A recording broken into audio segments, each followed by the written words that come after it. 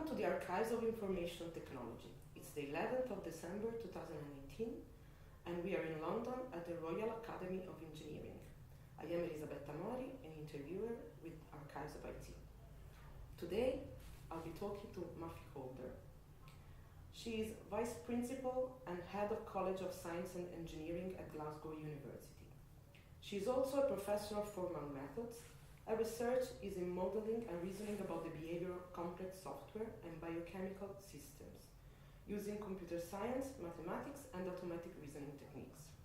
She has collaborated with electrical engineers, medical scientists, aeronautical engineers to solve problems in a range of systems, from condition monitoring and communication network and protocols, to user interaction in mobile app development, mixed reality systems, and biomolecular cell signaling. She is a member of the governing body of EPSRC, Engineering and Physical Sciences Research. She is chair of the DCMS Science Advisory Committee and a member of REF Main Panel B. Until 2015, she was on secondment to the Scottish Government as the Chief Scientific Advisor, where she also co-chaired the Scottish Science Advisory Council. At the time, she was also co-chairing of EU Fed Science Advisory. She's a Fellow of the Royal Society of Edinburgh, a Fellow of the Royal Academy of Engineering, a Fellow of the British Computer Society, and in 2011, she was awarded the OBE for services to computer science. Welcome, Muffy. Thank you. Where and when were you born? So you want to know when, right? If you want. You got 1958, so you can guess my age. It's a nice round number. And I was born in a very small village in Quebec, Canada, called Shawinigan.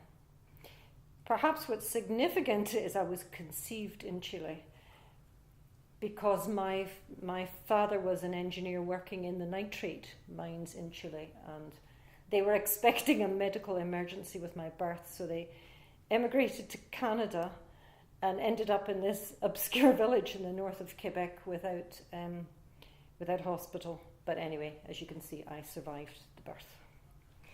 So please describe your family and your parents. Yeah. What were their occupations? Yeah. So my family is very much comes from just about all of Northern Europe. So my mother was half Norwegian, half Swedish. My father had Scottish, Welsh, Dutch and German, more predominantly Dutch and German. As I said, nearly every country in Northern Europe. At one point I can point to a relative there. And I have one sister who's 4 years older than me. And what about your grandparents? So I never met them. My parents were early orphaned only children, so I also have no aunts, uncles, cousins, or any of that. But I do know my father's family came from very strong religious family, very non-conformist, no mirrors and that kind of thing. And his mother was very disabled, and I think never walked after he was born. And what else to say on my mother's side? Her father was shot when she was very young. Yes, sorry. Not much else to say, I think. So what was your family life like? I would say very happy as a young child. I was well known for taking apart everything in the house. I know that. I also know that at some point my parents took me to the doctor, and the doctor said, well, if I killed myself, undoing something or falling out of something, they weren't to feel too bad about it, because that was just me. Which school did you attend? Or do you want to know maybe something more from my childhood? I always wanted to be a scientist. I always knew I wanted to be a scientist or an engineer. And so I was always building things, making things, and sort of studying things. And when I was... What age are we talking about? Like 8 or 9. I used to collect rocks. I used to do all that sort of thing. I was quite a tomboy. But when I was about 8 or 9, I always loved animals. I always had lots of animals. And I had 2 terrapins, and the terrapins died. And I thought, my terrapins were always dying, I think they always do. Anyway, I thought I would conduct a scientific experiment about how quickly they decomposed. So I went out the back and I dug a hole and I put them in plastic bags, 2 different plastic bags, and I buried them because I wanted to dig them up every day and observe how they were decomposing. So I buried them in everything. I even painted a tombstone with glow-in-the-dark paint in case I wanted to make nocturnal observations. But the really interesting thing for me was setting up my notebook. So I set up this lab book with every day, and what hours I was going to make the observations. And, So the first day, I went out in daylight, not at night yet, and I dug up the first terrapin, and I have to tell you, it's absolutely revolting. So in the bag, basically there was a shell, and a head and these feet all swimming around like on their own, like oh, just hideous. So I put it back in the bag, buried it, and wrote "End of experiment." And I swear that day I decided life sciences was not for me. Inanimate objects. So at some point you attended school. Yeah. And do you have any especially memories? Like which classes did you most enjoy? Which were your favorite subjects?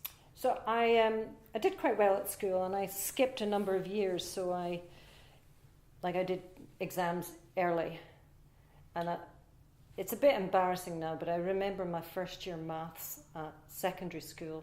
I can't believe it, but I went to the headmaster and complained.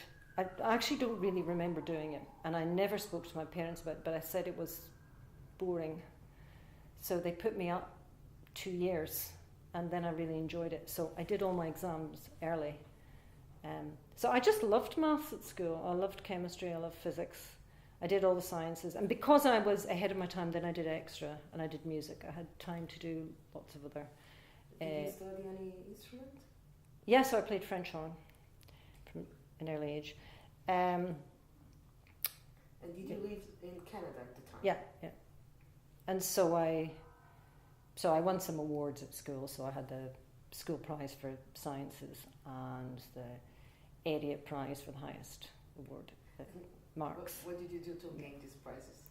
I just got the highest marks for anyone for hundreds of miles around.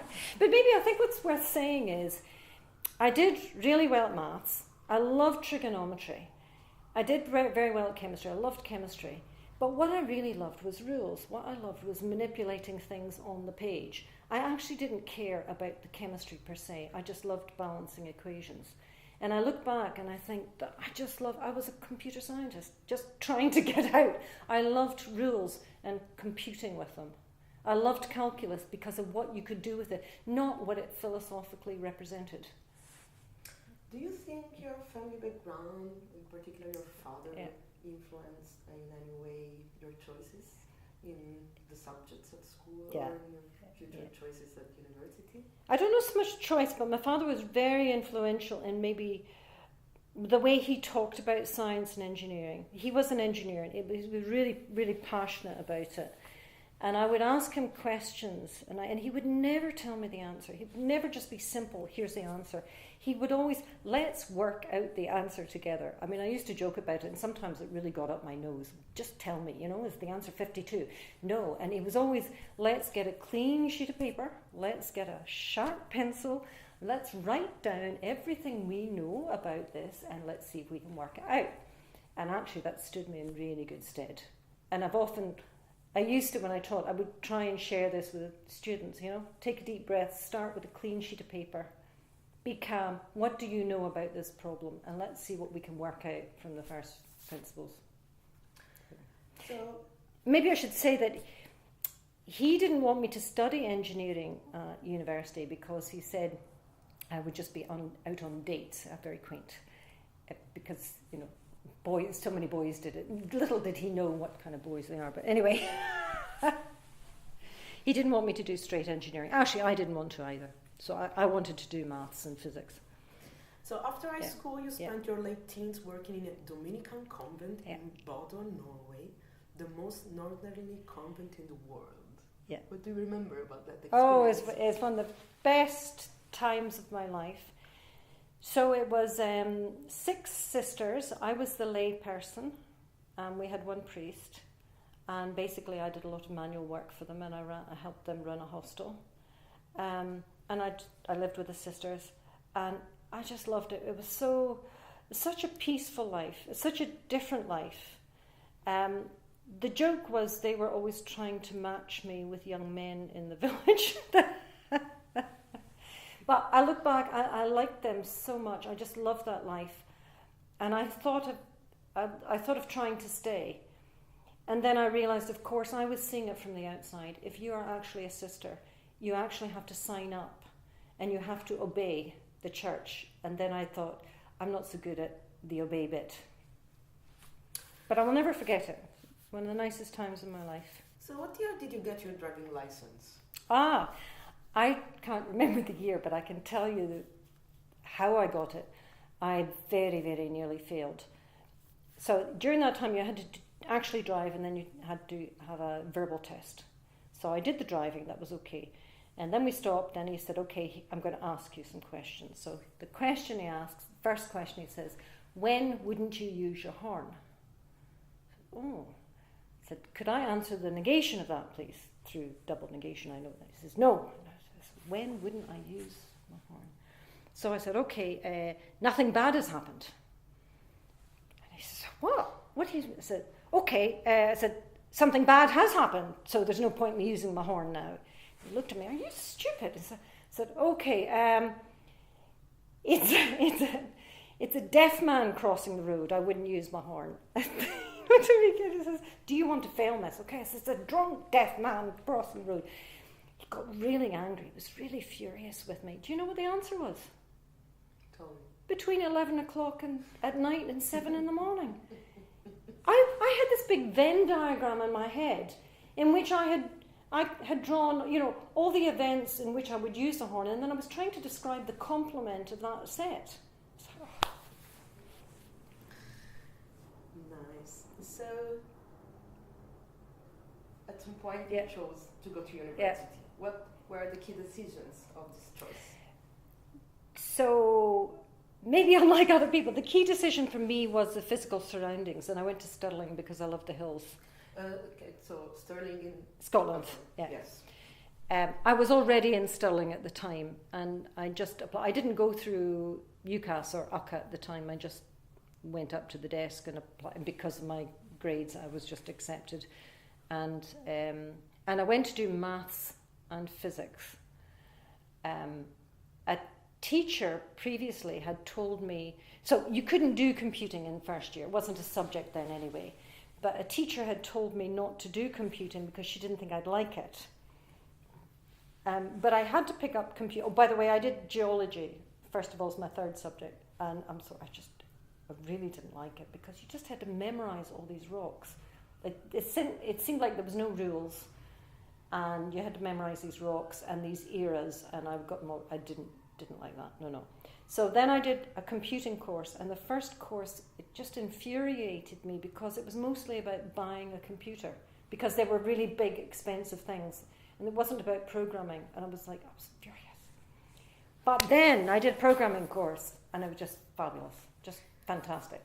And what computer did you use at university? Well, the very first one, we learned it was programming in COBOL on punched cards, and there was one computer, and it was about a mile away, and a man came with a suitcase every hour and picked up your punched cards. And I'm not sure that I ever got a program actually compiled that term because it was so full of syntax errors. The next course, we moved to the Kent online system with teletypes. It was fantastic. You pushed down the key and that was brilliant, just superb. Do you remember the company? Like, was it an IBM or? But we didn't see the computer. We were sitting there. We were sitting in these terminals. I have no idea. Yeah. Okay. Sorry, I've never been very interested in computers. It's computation. It's programming. Yes. Not in the physical machine. Yeah, I'm not interested in the physical machine. Is that so bad to say? I'll tell you, the first computer that I really loved machine is when I took a course in computability and learned about a Turing machine.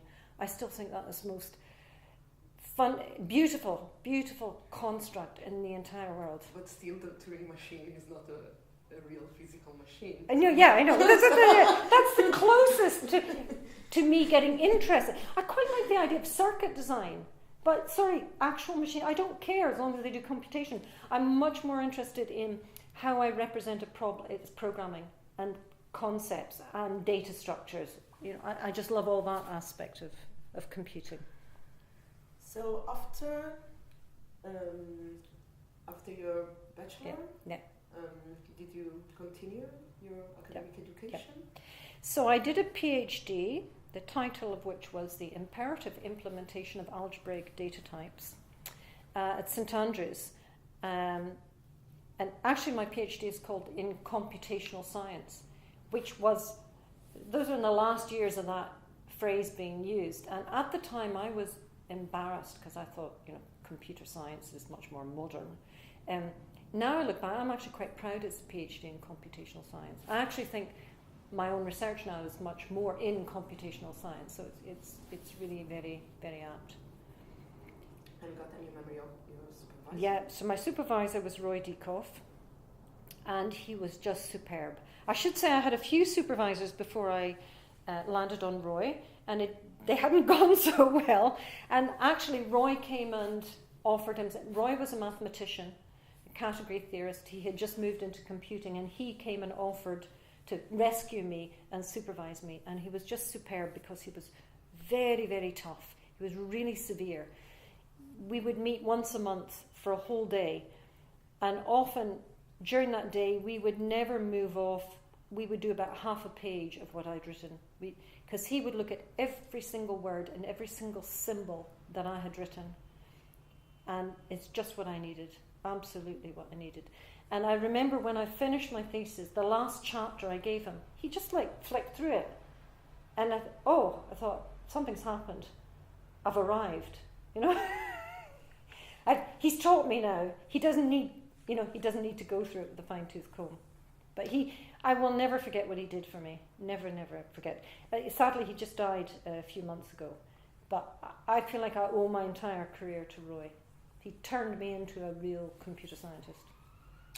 And Ursula Martin was the examiner of your PhD thesis. Can you tell us more? Yeah. So Roy asked Ursula, at the time Ursula was the most senior woman in computer science in the UK. She wasn't yet a professor, she was a reader at London University then. And during my exam, it was a bit odd for me because I had never looked across the table and had a woman critique what I was doing. I realised the whole man thing doesn't bother me at all in computing, but I was always used to working with men and men being my superior. I had not had a woman be my superior, and it was actually a bit unnerving. And she was also very tough, really tough. And I thought at the end of the exam, oh my God, I failed. And then she turned around and said, oh, you've got 7 typos to fix. She said afterwards she wanted to give me a really severe exam to show my fallibility and to give me, a proper exam, and she did that. But immediately afterwards we became friends, colleagues, and she's really been my mentor ever since then. I feel she's looked out for me, she's suggested things to do, she's given wise advice. She's been great because my own research has never been attached to a professor. So as a young lecturer, I was always doing my own thing. I was never part of a group or a bigger thing. But I always had Ursula somewhere out there in the world. And she's made a huge difference to me. So during university, you also had part-time jobs. Yeah. So my first technical job was at British Ship Research Association. It's a big mouthful, known as BSRA. What year was that? 1977, I think. And that was in the shipyards, the Swan Hunter shipyards in Wallsend. It was, I nearly didn't go for the job interview because I had to walk into the shipyards, and there I was, this little girl, and there were just thousands of men in these big sheds building ships. But that's what I wanted, was to be in big engineering, making big things. And that's where I saw my first teletype. I had never seen one. No, not a screen, right? It's very exciting. My first VDU. and I was assistant to the scientific officer for the database. Do you remember like the company of the computer or the telephone? Oh, I don't keep it. No, No, I don't. But again, I didn't see the computer. You know, I got like 2 runs a day. Okay. It was all on paper, and you know, no, I didn't get time in the VDU. I walked into the room. There was one VDU in a room. I saw someone who was sitting at it, but I didn't get to touch it. But that was just the VDU. I don't know whether I know there were PDPs, but again, I didn't. PDP is probably the answer you're looking for. Okay. Yeah, but I really liked working there, and the people were so kind to me. So. Men and women, they treated me so seriously. I really appreciated that. It was the year of the Golden Jubilee. I have to work out my maths. And we got time out because Britannia came up the Tyne, and we got time out to go out and stand on the docks with big flags and placards saying, "Welcome, Queen." I also worked at Burroughs Computers. Now that's where I worked in a B80. You'll be pleased to know about that. What did I do? I rewrote an assembler there. I really enjoyed that work technically, but I didn't enjoy the environment at all. I felt very strange there. I was a woman in an office of older men, and I just felt other. Unlike BSRA, where I had really fit in and I really enjoyed it. I didn't like working at Burroughs, though I loved the technical work. I was also a tutor for Open University T101 microprocessors, which is quite amusing for me. I was a specialist tutor on microprocessor programming. So again, I would teach them programming every day. The thing is, I'd go to these summer schools and I'd teach the same thing every day. So, like by the Friday, it was all that I could say. But yeah, I told you this yesterday. And what was your first position, official position in academia? So I suppose my first one was a tutor at computer science at University of Edinburgh. And then I went to Stirling, and then in 1988, I went to Glasgow. I nearly went to Nijmegen in the Netherlands instead. And I remember, because I only got offered a temporary job at Glasgow. Suddenly Glasgow was like a place to be. There were all sorts of things happening there. Lots of money going into computing. It was like suddenly I knew it was a buzz. But they only had a temporary job. And it was my ex-supervisor, Roy, who said to me, "Muffy, do you want to be in the Netherlands in 3 years from now, looking over into the UK and saying, I'm trying to get a job there? Or why not take this job in a very exciting place now and see what happens?" Good advice. And this was 1988? Yeah, right? yeah. And look what happened, yes. Yeah, so I was doing this tour of Scottish universities, and it came to a halt at Glasgow. But I haven't just been at Glasgow. I was a research fellow at BT for 2 years. I've been on sabbatical to DEC in Palo Alto in California. So maybe just to say, for someone who, I do theoretical computer science, I do formal modelling, but I've always tried to do it with industry, with other people. So that's why I've gone out to like DEC, why I've gone out to BT. I've always looked for application areas. So working outside the UK was important for you, or it was just another experience? It was an experience. I'm really glad I did it.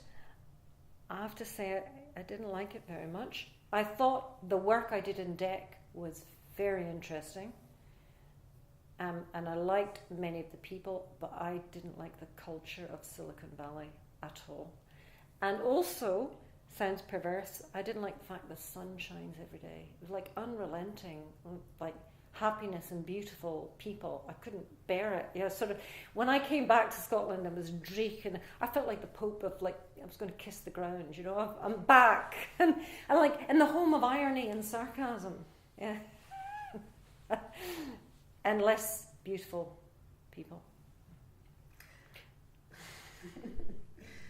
So you also received industrial grants, and you were consultant for industries, like from 1988 to 1992, you were consultant of British Telecom Research and Technology in Ipswich. Yeah.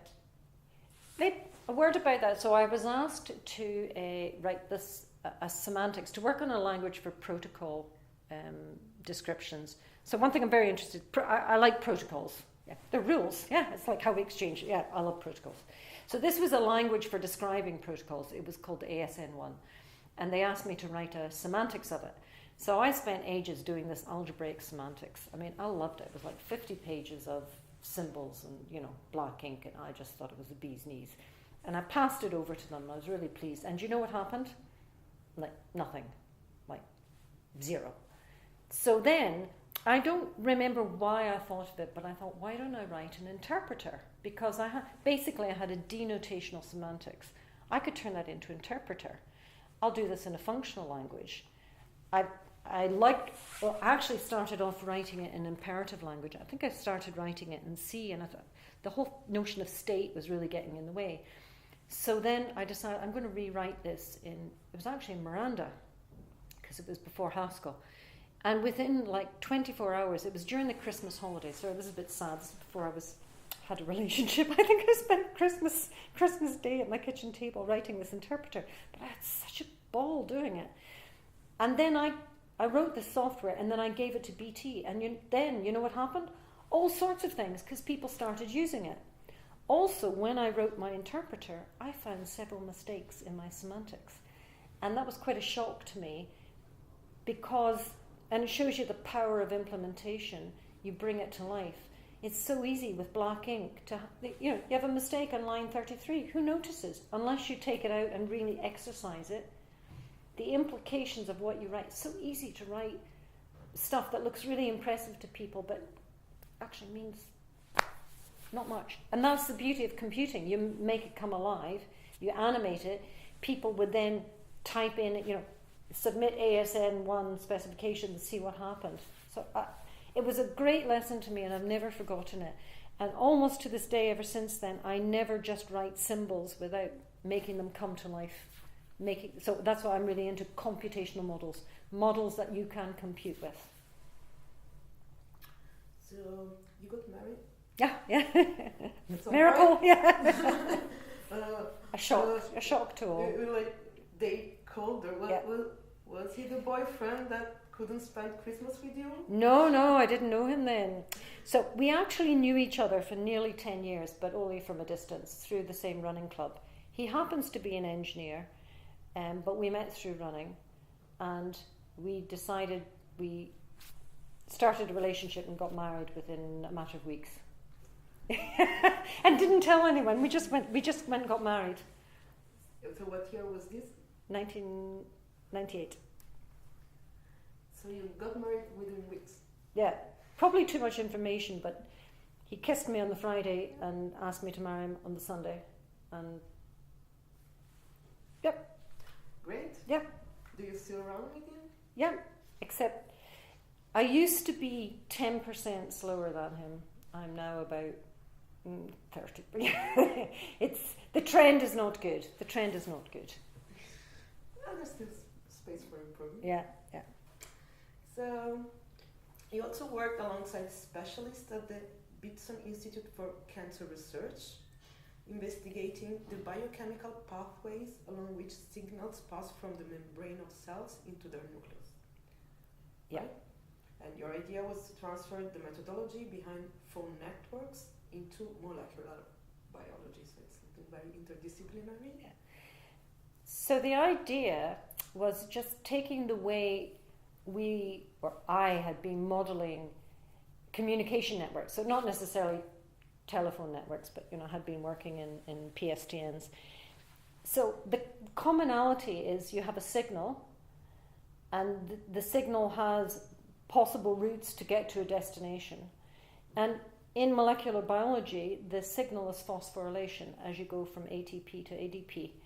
And the route that the phosphorylation takes to get to the nucleus affects the effect it has. So that's the sort of basic thesis. And then I could start using all sorts of tools for modeling in comms networks to model these cell signaling networks, and then start looking at how these networks can interfere and overlay with each other. It's really, really rich metaphor, I think. So a lot of people, when they think about computing and biochemistry or biology, they think of data and bioinformatics. And I was like going from completely the opposite end. I was going from control. So basically what I've been doing is modelling the control mechanisms and reasoning about the control mechanisms. And one reason to do that is the more you understand the biomolecular pathway and control, you can start to think about, well, these are the places where we could interfere through some molecular intervention for example, drug therapy. Because a lot why you want to do this is when pathways go wrong. And so then what you want to do is maybe change the rate of a reaction, or you want to remove a reaction, you want to overcome a reaction completely. So it's very important to understand, for example, where are feedback loops, because you don't want to make an intervention in the middle of one of those, for example. So I think it's a really rich metaphor. It came out through serendipity. I was introduced to this cancer researcher. And many biologists in the past I have found, of course I like them as people, but we didn't have much common ground. This guy, he and I, Walter Koch, we just got on really well. And I then found out that something like age 14, he was Austrian chess champion. And that tells me a lot, is actually he was thinking algorithmically himself from a young age. And I think that's why we got on so well. Very nice. So... Just think, I wonder what he says about me. From 2004 to 2011, you were involved in the UK Computing Research Committee, UK CRC, as part of the Executive Committee, and from 2001 to 2011, also as a chair. Can you tell us more about that? Yeah, really important time in my life. And I have Ursula to thank for me originally getting involved in UK CRC. So I was involved right in the formation from the beginning. It started out, EPSRC was running a review, an international review of research in computer science. And they wanted an input, they wanted a description of research going on in the UK. And there was no one to provide this. And that's how UK CRC originally formed, to construct this landscape of where is research in the UK now. And then it started to grow into, well, the body that was looking after research in computing science and representing it to government and to policymakers. And I feel just it's so important that it's so important, not that I'm particularly good at it, but someone needs to do it. So that's why I got involved in doing it. And then to my surprise, I was asked if I would become the chair. And I was quite taken aback, but then I did it, and I just loved it, and I think I learned so much doing it. I learned a lot, and it was really satisfying doing it as well. In 2011, you were appointed an OBE in the New Year's Honours list. You are also a Fellow of Royal Academy of Engineering, Fellow of Royal Society of Edinburgh, and you are appointed many honours and prizes. What is your proudest achievement? I don't know. Each one of those fellowships has been really meaningful to me, very, very significant. I think the OBE was just the total shock, absolute total surprise. I had no idea. When I got the envelope, I thought it was something else. I didn't believe it. When I opened it up, I actually took a photograph of the letter because I didn't believe it. And it was kind of a turning point, because at that time I was thinking maybe I was just finishing as UK CRC chair, and I was thinking maybe I should just go back to research. Maybe this isn't for me, this kind of contribution to society. Maybe I've done my bit. But actually when I got that, I thought, no, I feel even more obliged to keep giving, to keep thinking about how is our science funded, what are the policies for it, what is the impact on society, who speaks for our science in government and to policymakers, and more broadly for science and engineering. Do you have any other memory of other fellowship that you received, or any particular episodes that you want to tell us? Maybe I would also say Royal Academy of Engineering, where we are today. I do feel really sad that my father never knew about that. He would have been so proud I don't know what his reaction would have been, but I wish he could know. Maybe I could say, I said I always wanted to be a scientist, and I've always called myself a scientist. Yet, when I started looking more at the breadth of science and engineering and working with the biologists, I realized I wasn't a scientist. I was an engineer. I don't look at systems that have evolved through physical circumstances. I am dreaming of systems and building them. That's what engineering is. And then I realized I really am an engineer. But now I've gone another step further, is now I'm starting to think, but we can use scientific method to study and to understand the objects that we have engineered. So I think there's this beautiful interplay between science and engineering. And I try and be scientific about the things we've engineered.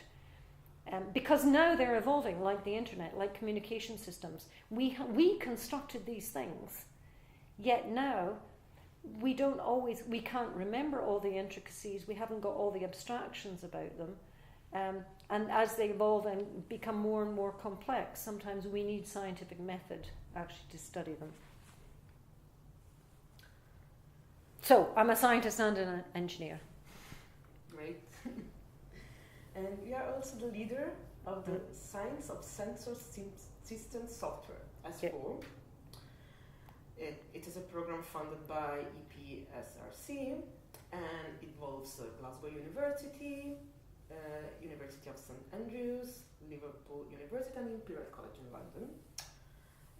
It runs since January 2016 and it's a 4-year project. So it's a 5-year project. 2021. Yeah. Good.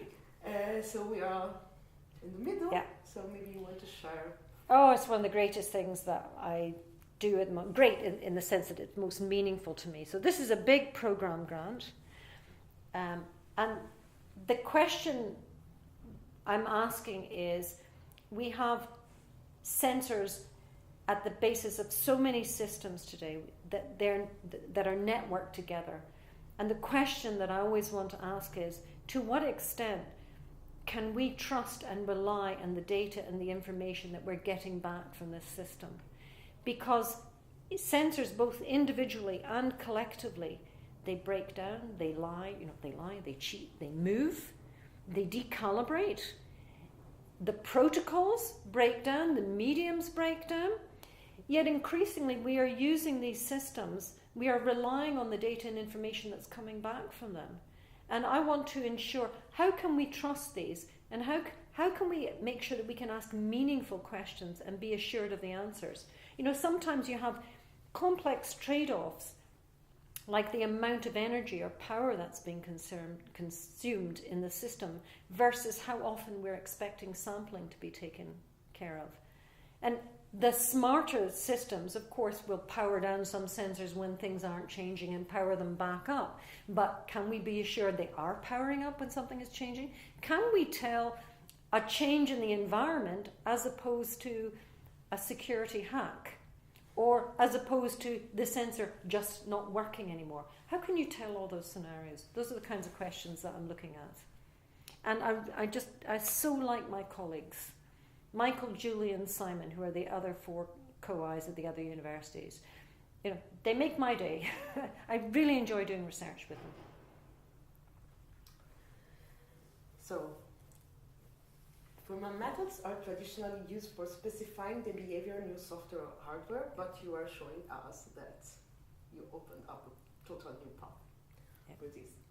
So you have experience in developing and applying models in domains as diverse as telecommunication system, biology, human-computer interaction, and you worked on models all your life with different applications. Yeah. Can you tell us more? So maybe another application of models that I haven't mentioned so far is that we build systems and people use them and interact with them. So I'm not thinking just strictly HCI in the classical sense, but these are interactive systems. And although we designed the system to perform a function, human users often end up using systems in ways that we never imagined. They appropriate the system. So one thing I've been involved in with others is if we instrument their interactions, we now then have streams, traces of all their interactions. And I can use machine learning techniques to infer models from those interactions over which I can then start to reason about different kinds of subpopulations of users. It's almost like the idea of precision medicine. It's like precision software. You can start to think about, can I tailor this piece of software for this class of user? But it gets more complicated than that because users aren't static. How I use the system may depend on where I am. Am I on a train? Am I at a desk? Have I used it last week? Did I use it 3 months ago? How good am I at it? It depends on lots of the goals of why I might be using that software. So again, it's this theme of I want to model systems that we have already built, but that are evolving because they're not just pure black boxes. They're actually involving interactions. Now, I just talked about human users, but that could be another system. It's basically the system evolves into other kinds of systems because we put it in some environment. And models can then help us redesign, re-engineer what we have built to more accommodate, either to make it harder for users to do something we don't want them to do, or make it easier for them to do something that we find that they are doing. So instead of having a long computation path to carry out something, we could make it a one-step action to get to that state. And this year came out also the Blackett Review on computational modeling capabilities in the UK. Yeah. Do you want to talk? Yeah, I loved being part of that review. So the goal of Blackett Reviews is to write a report on a piece of a recent science that could be of relevance to policymakers, to government, and to give future directions. So I think one of the great things that came out of this modelling review, first of all, although we were all modelers, we didn't know each other. We hadn't worked together before, and it just showed the wide range of modelling, from like logic modelling, algebraic modelling, to differential equations, to machine learning, AI, to economic forecasting, to weather forecasting. We were all in the same room together. But some of the things that we explored was very much about being very clear about what is the purpose of a model. What questions do you want to ask of it? Because if we're not clear about that, models can take on lives of their own, and we can end up using models, in years into the future, and asking questions for which they were never designed to give sound answers. So we can become quite misled by a model if we're not clear about what's the purpose of it, who has responsibility for maintaining it, who has responsibility for commissioning it. There's a lot of sort of who has responsibility all through this chain, from commissioning right to design to maintenance to use to interpretation of questions. You already told a little bit about machine learning models. Yeah. Would you like to explain? So machine learning has been around for a long time. It's very nice to see, it's having its day in the sun. And many of the techniques are brilliant. I think we just have to remember, what is machine learning about? We often use it when we don't understand the mechanism, we don't understand control. It's because all we have is evidence and we're trying to infer some mechanism. But I thought someone from BT said something really interesting to me a wee while ago. They were looking at the number of machine learning models, embedded models that they have in some of their communication networks. And the numbers, I won't tell you the numbers, but already it was a lot of them. And he said to me, but in 10 years' time, when this system is still running and it's got bigger and bigger and bigger, how are we going to know who's documented, and how do we know what each model does and what role it plays and what algorithms it's using once it becomes so embedded? And the phrase he used, he says, little model, that little model there, model number 22, little model, where did you come from? And I just think that's a really good catchphrase, little model, where did you come from? How do we document? How do we know? Everyone's getting caught up on making these little models, but they're going to have huge implications. And how are we recording? Where did they come from? I think you can wrap that up in the word called provenance, but I think it's really, it's important. It might come back to bite us in the next decade. Okay, so let's go back to talk about humans. Yeah. And what role did your colleagues and friends play in your career? Yeah. So I would say colleagues and friends are almost synonymous in many cases, and my colleagues have just always been so friendly. I've really, really enjoyed working at Glasgow University.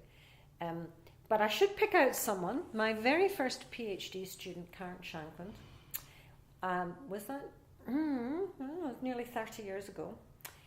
We play music together. She's now a professor of computer science. And we play, and she was always a good musician. She was a clarinetist. I played French horn. But I don't know, about 15, 20 years ago, we both decided to take up string instruments. And we now play in the same string quartet. We play trios, we play duets. I see her nearly every week to play music of one form or another. And that's just such a rich aspect to my life. I really appreciate it. And I really enjoy playing with Karen because I don't need to, well, A, she's better than me. But I sort of don't need to think how I'm playing with her. I just play with her. And it's a lovely aspect. It's a wonderful impact of research in computer science. And recently, last October, you were invited at the BCS for the Karen Spark-Jones lecture. And I would like to ask you, Karen Spark-Jones said, computing is too important to be left to men. And you said that you happened to be in the room. Can you tell us more about that? So I think it was at a meeting that Ursula had organised at Cambridge, and Karen was there when she said that. I didn't know Karen very well. I looked at her from a distance. I thought I had great respect for her.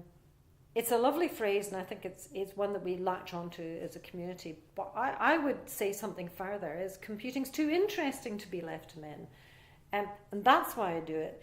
It happens to be important at the same time. It's great. Well, it's a beautiful career because it's important. It pays well. There are lots of jobs, but the really important thing is it's just so interesting, and you can do it anytime you like. I mean, that's the beautiful thing, I think, for me, compared to chemistry or physics. I don't need an elaborate lab. I don't need to stand there titrating. I don't. I sort of didn't care about that kind of stuff. You can write a program at 3 a.m. You can write it in the bathtub. It's about, you construct data structures in your head. It's all in your head, and then you type it in, and you create this thing. And there's nothing more powerful than that, I think. And that is why we don't want to just leave it to men, because I want women to actually be able to experience that as well, if they want to. Of course. And finally, can I ask you what advice would you give to someone entering the computer science today? Well, the obvious thing is just do it. But I think the really obvious thing is, do you like programming? Find out if you do, and if you do, then computing is for you. And enjoy programming. And don't be put off by the speed at which someone else programs. It's just like mathematics, just do it yourself. It doesn't matter how fast they do it or what their program looks like. It's your program. Just take the sheet of paper, do it quietly. It's your program, and it's loaded into your head. I think there's sometimes a bit of competition when people are programming together, or I used to feel it. I didn't particularly like to be in a room when other people were doing it at the same time. I didn't find it terribly easy. And I don't actually find it easy to work on other people's code. And I don't want to use someone else's library. I actually want to create it myself. But, it's like doing maths. It's your problem, it's your solution. Thank you very much. It's been a real pleasure talking to you. Well, thank you very much. It's been very enjoyable talking about me, but talking about computing as well. Thank you very much. Thank you.